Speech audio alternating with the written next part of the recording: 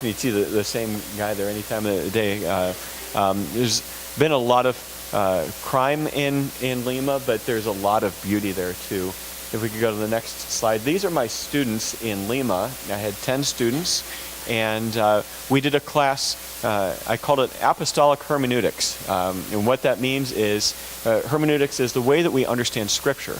And I want to look at how did Jesus and the apostles understand Scripture. And so we went through that, and the students loved the course. I told them I was planning on writing a book based on the course, and they are eager to get a hold of the book. So even though they would have to read it in English, the students are expected to be able to read in English, but everything that I taught was translated into Spanish. I had them do a little more than half their reading in Spanish and then half in English. There are actually not very many good, there's not very much good biblical scholarship done in Spanish. I had to read through the Spanish to try to decide what to assign for reading, and I had a hard time finding things that were really quality biblical scholarship. Next slide. This is my translator, Dante. Dante, his job, he works for a call center, and people call in, speak to him in English. While they're speaking, he's typing in Spanish everything that they're saying, and someone is reading what he's typing and typing back to him a message in Spanish to tell them, and then he tells it to them in English. And so he's just amazing at taking in things. At first I thought I need to speak in small, short phrases, and then I realized I could talk for like 5 minutes, and he would be able to translate everything word for word when I stop and just repeat everything. Or a student could ask a question in Spanish and just go on and on and on, and he would turn to me and then say every single thing that they had just said. Dante was amazing. And while I was doing this, the kids got to do some ministry as well, and Emily. I don't know if you guys want to share about what you did here.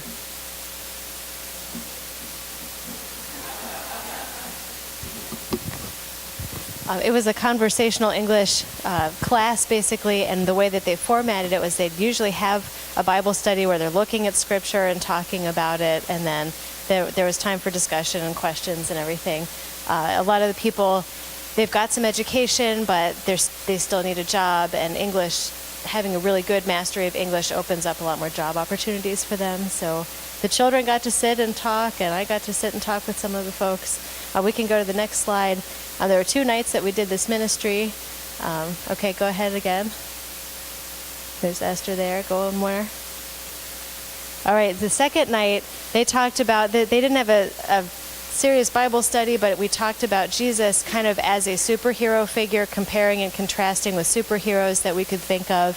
And then in different groups, we got to come up with our own superhero and create one using whatever supplies that the lady who runs the program brought in. So all the kids got to be superheroes, or Joshua was a villain.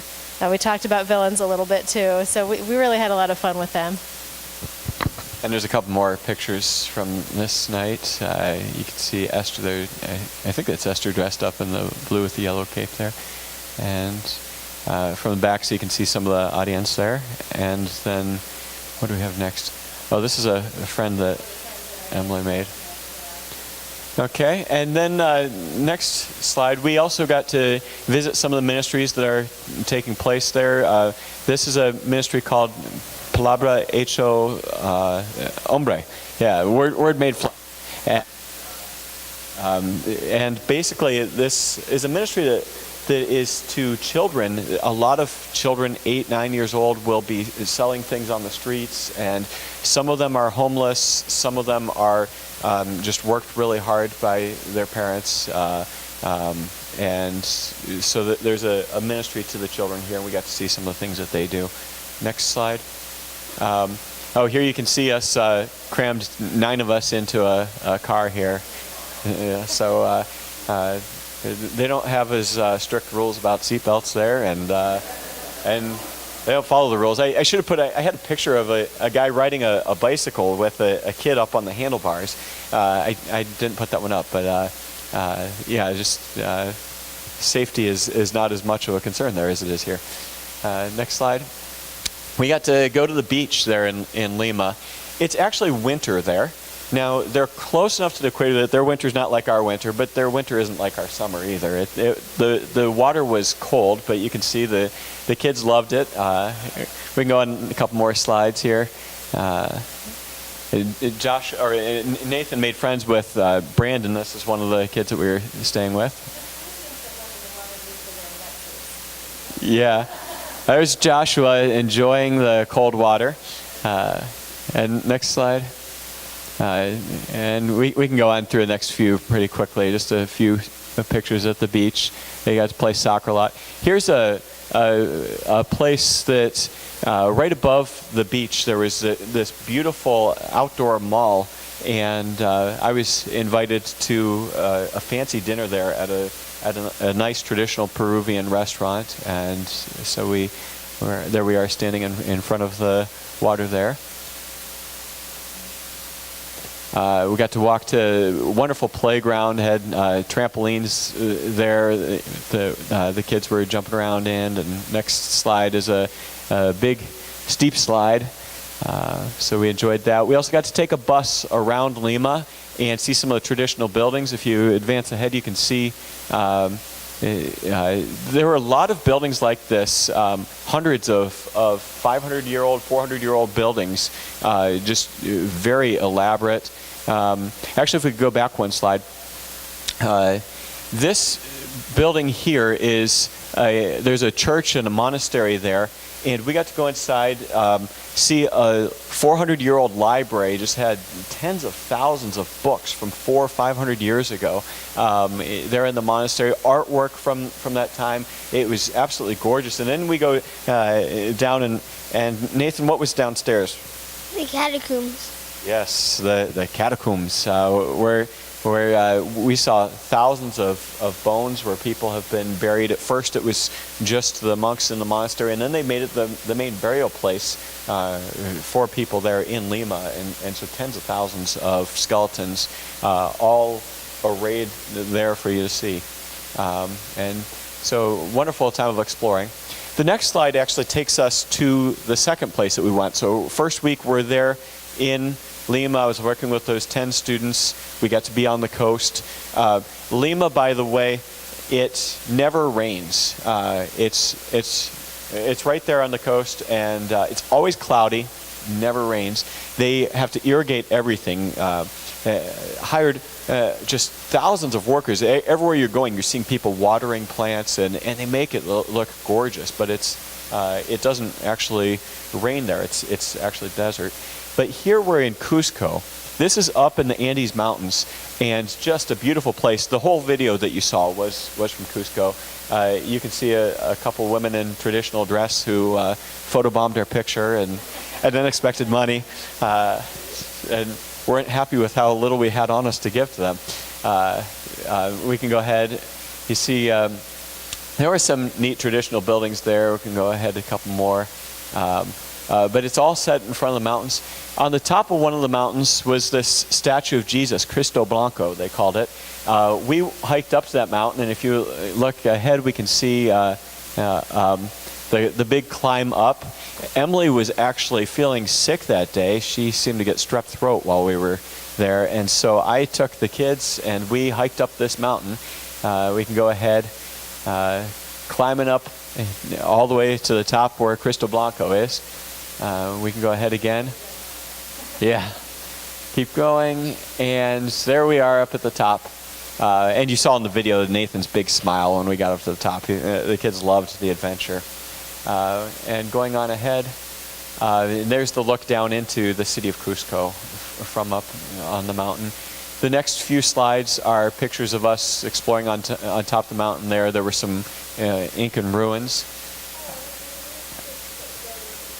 Yeah, I wasn't sure if we were supposed to be on those ruins, and we did. Some of the wildlife there, too. And this is my friend Lorgio. Lorgio was one of my students, and one day he came to me. I had asked how much I should expect to take a taxi to a certain place I wanted to explore. And I asked where would be good places to explore. And Lorgio said, I will take you all around. Class started at 5 p.m. We actually pushed class back to 6. So he could take us out from 8 o'clock to 6 o'clock, and we were actually almost late getting back for class. He drove us around from 8 a.m. to 6 p.m. to see all the sights to see around Cusco. If we could advance ahead, just some beautiful scenery there. And the next slide, this is some of the Incan agriculture. They would actually build these terraces. They're all over the mountains. You'd see structures like this. This one is called Morai, and it's been studied by scientists because they find it fascinating how the difference in temperature, it's almost a 30-degree difference in temperature between when you're on the highest level and on the lowest level. And so they could grow different crops at different levels. We can go ahead to the next slide. You can see we went all the way down, and on the next one you can actually see how we got down. They have these steps in the rock that they built all of this, and I was just amazed at some of the things that the Incas did, and some of their technology. Moving on ahead. Here's a track where water would come down, and it would come to each level, and then spread out and irrigate the whole area. And next slide. After that, we went to the salt flats. The next 4 or 5 slides will be from the salt flats. What this is salt water would come out of the mountain, it would flow out, and then they carved out little tracks for the water to spread out to all these different flats, and the water would collect there and then evaporate, and the salt would be left, and they would take the salt off. They would stop the water from flowing long enough to one area, and they'd send it to a different area, and then they'd let that evaporate and take out the salt, and that's how the Incas got all their salt. This here is Ollantaytambo. And this was Joshua's favorite place. We've got a few slides. Josh, do you want to say anything about it? It was a very big place. It was an old castle. It had been attacked by the Spanish. And it was just amazing up there in the mountains. Yeah, when the Spanish came in and attacked the Incas, they weren't able to take this fort. It was up high in the mountains, and it was very defensible. But then the Incas realized that the Spanish were going to come back with more men, and so they abandoned the place after winning the initial battle against the Spanish. And so we got to explore this, and it was just a beautiful place. We can go on to the next slide. This takes us to Pisac, another place that my friend Lorgio took us. And you can see the terraces back behind us there. We've got a few slides from Pisac.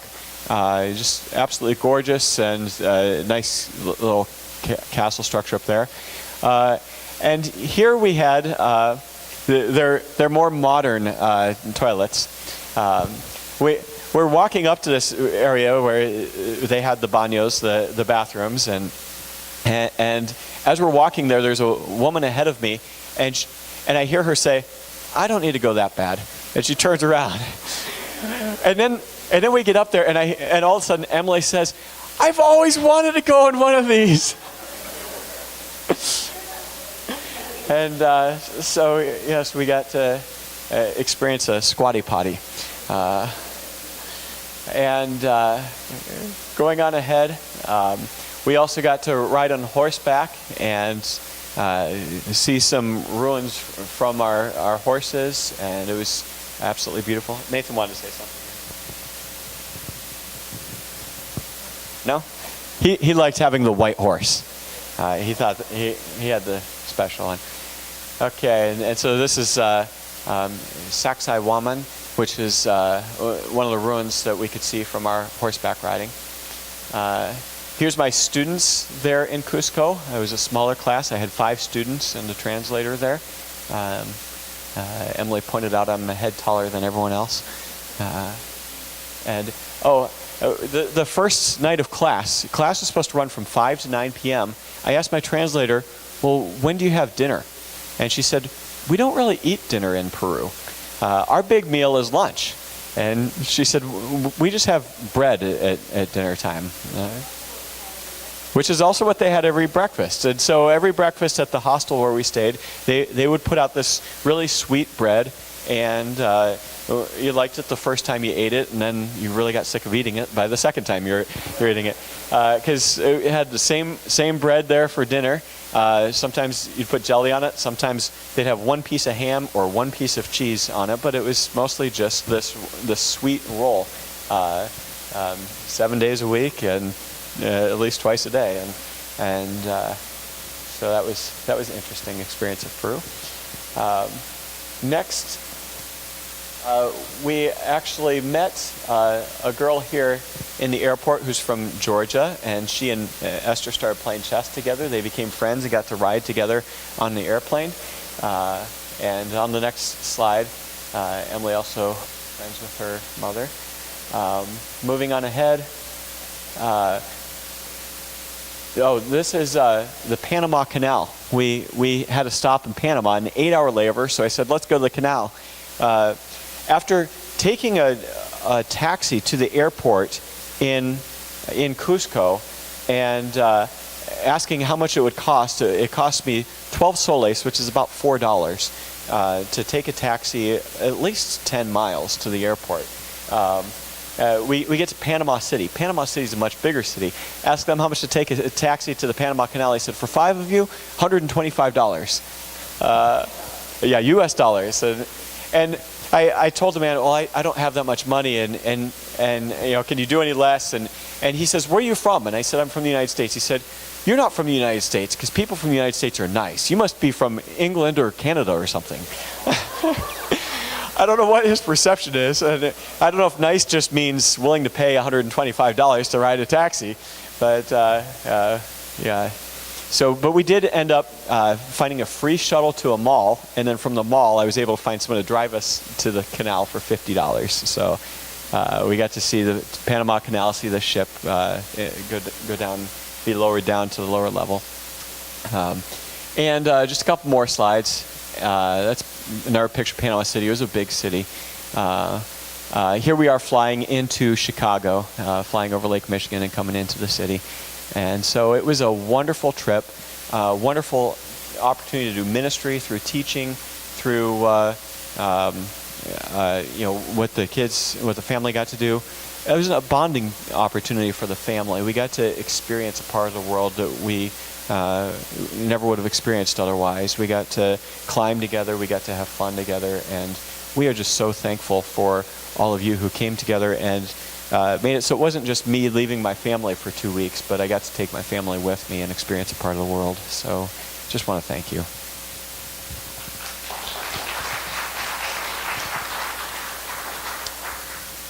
All right, and that brings us to the announcements. And Jeremiah will announce us. Jeremiah, I don't know if you got a chance to meet our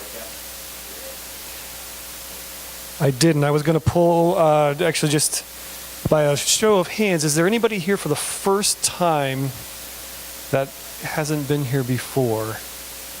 Everybody's been here. Claire. Claire in the back. How you doing? And Nina? You've been here before, but it's been a while. I don't know you. So, well, let's welcome them with a nice round of applause. And yes, and then of course, Pastor Roger is here, and we're just glad to see you this morning. And Sharon, thank you for coming and joining us. Just a couple things real quick to draw your attention to. If you have a program or a bulletin this morning, the biggest thing that we need to know is, well, there's a lot. First of all, let's keep the Souzas in prayer as they're traveling this week and enjoying some time as a family. Pastor Joel and Joseph got to go to Israel for 3 weeks, but they haven't had any time away as a family, so they're doing that this week. And this Saturday is a big day for the church. There is a service day here at the church. There's an insert that has a whole list of things that Florence and John have put together, projects that need to be done around the building and the grounds. And so if you can help in any way, if there's anything on here that you're like, oh, I could do that, or you know somebody that could come and chip in, we have been blessed. I say it all the time. We've been blessed with an amazing facility here. This building is great.